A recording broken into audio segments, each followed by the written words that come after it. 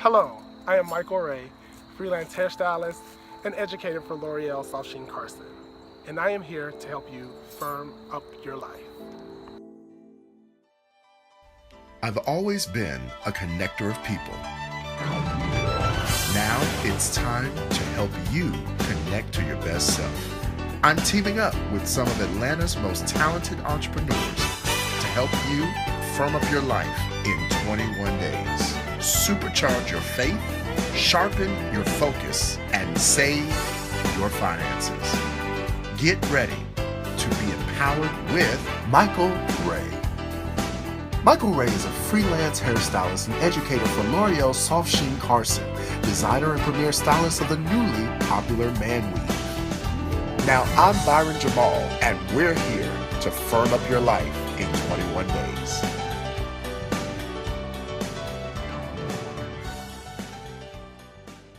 Thank you so much for joining me, man. It's my pleasure. It's my pleasure. I've known you since Charlotte, North Carolina. Yeah. And how long has it been since you've been in Atlanta now? I've been in Atlanta since 2013. Wow. Yeah, Okay. so it's been 4 years. And what made the move? It was time for transition. You know, I'm really led by what's happening in my life and just taking cues from that. And the cues were to move. I just felt unrest. Things were good. Yeah. Business was good. I had a salon in North Carolina that was going really well. I was surrounded by family and friends. But I knew that I wanted to be in an environment, well, I thought I was moving into an environment that was more, that was going to be a better environment to just be truly myself. And so that experience kind of was what catapulted me to make the transition. Gotcha. So have you been pleased? And what have been the challenges? I have not been pleased. Okay. It has been a lot of challenges, but one of the things I can say is that it has developed me and cultivated me in a different way than I never expected. Okay. I thought I was moving here with career goals. That was part of it. That was the primary reason for me moving. Secondary, like I said, it was about me doing self-evolution and really self-discovery. And that second part, which has become the foremost part. And so even in spite of all of the challenges, that has been the most meaningful. There used to be a point in my life where I always wanted to hear things spiritually from other people or from outside sources. Yeah. But the last 4 years of my life have really cultivated my own relationship with knowing internally what I'm supposed to be like and how I'm supposed to be moving spiritually. That's awesome, man. A lot of people get so caught up in hearing from a pastor or some other religious source, spiritual source, they forget that you have a direct link. Right. It's a direct connection. It's a direct connection. Yeah. It's not just in what you hear, it's in what you see. I mean, we're right now all around nature. Nature speaks to us. I mean, everything that we touch speaks back from God to us. Right. I'm glad that you have those spiritual eyes, man. And how has that grown? How have you seen your spiritual life grow since you've come to Atlanta?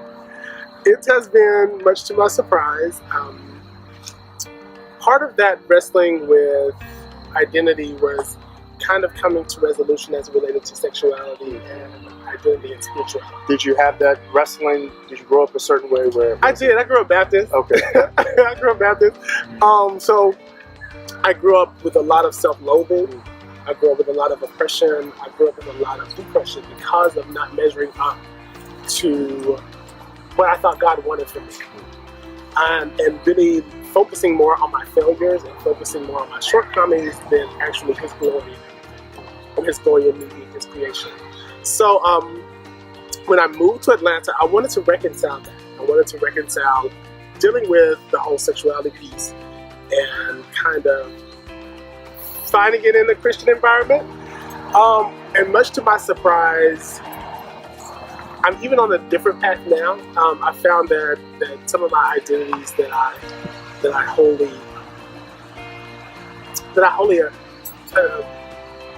what is the word I want to use? That I wholly just take to. Some of the identities that I wholly take to are just in conflict with certain things as it relates to religious principles. Yeah. So it's just been a really, really open-ended spirituality that I'm looking for, that I've kind of been searching for.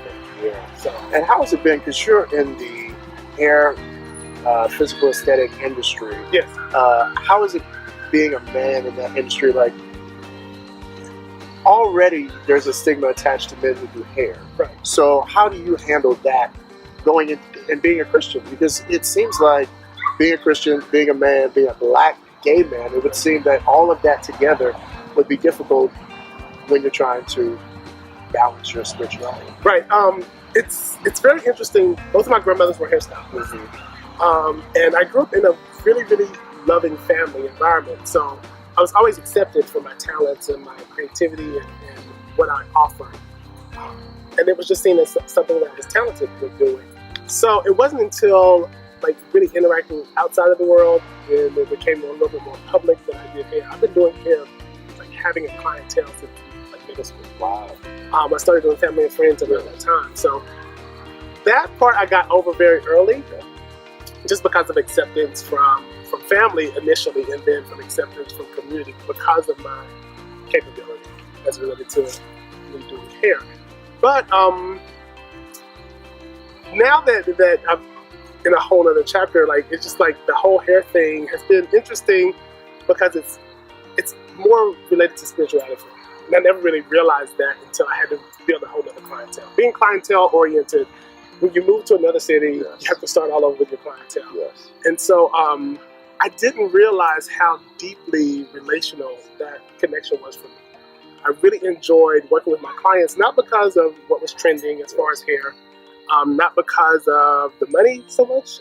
The money was good, but it was more so relational. It was like the time that I spent with my clients, just really, really taking care of them, grooming them, being very individual with their style, but also just having that moment with them. And it literally made me realize that I'm holding the fabric of their life. Like holding someone's hair is the fabric of their life. So it just was really deep and more sensual than I really ever realized. And I finally came to that epiphany when I had to start all over and build another clientele. It was just like, it wasn't the same. It wasn't the same because I loved my family. I loved having that. If I was going to pour that much into it, and if there was going to be that exchange of energy for me, I needed to be with someone that wasn't just a client, but someone that I really, really had a connection with. So, Victor Jackson, one of the other participants, he said his overarching theme of his life is purpose over profit, and that's what kind of guides him. It's his mirror to always keep that first. And so, do you feel like you found your purpose? Do you feel like there are other avenues for you in that? Where are you with your purpose journey? versus profit is an interesting perspective to have. The one thing that I can say about this transition is that it has taught me not to be so moved by material things, and that I'm so much more focused on spirituality and those things that can't be seen. And especially with always wrestling with peace within myself, I've found that that's more profitable than actual material things and being able to afford certain things and being able to, those things I feel like they should be there and they will come. But that hasn't been my focus. I'm more so concerned right now with those things that can't be seen. The profit.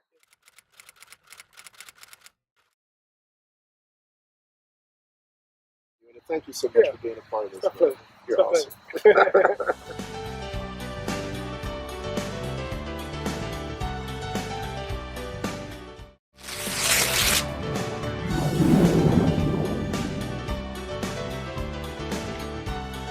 For more information on how to firm up your life, visit theredbookmg.com.